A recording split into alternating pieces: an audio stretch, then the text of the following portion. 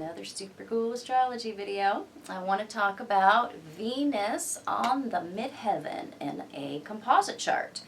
Why we see this. So there's something about the way that the two of you blend that brings your love to the surface.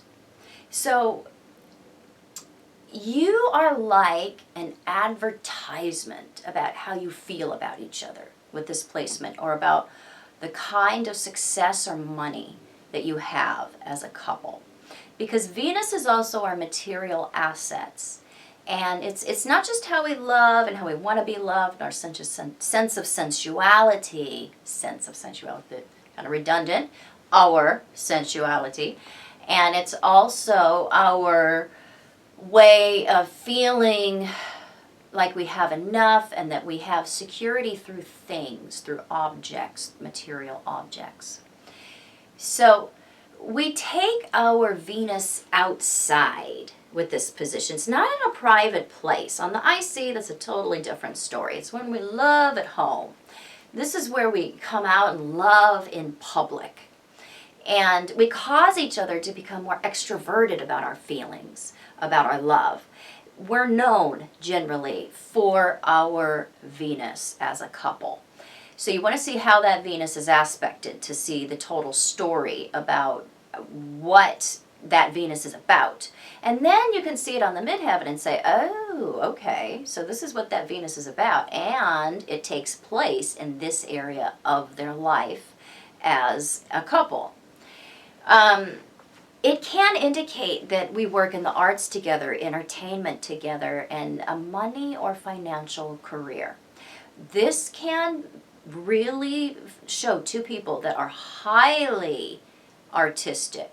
And as they blend, they either bring that to the world professionally, or they have some kind of beauty about them. There's just a charming placement to have, and there's something about this couple that is seen as beautiful.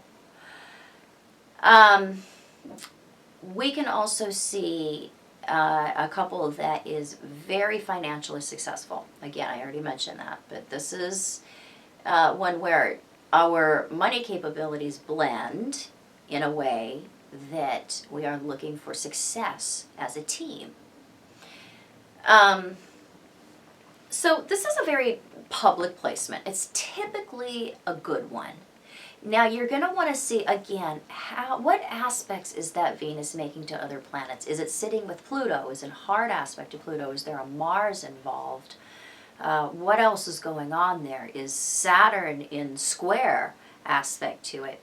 Because that's going to show you the deeper story of what's going on there with Venus. Because yes, we may blend in an extremely compatible way when it comes to bringing our Venus to the outside or working with our Venus as a couple.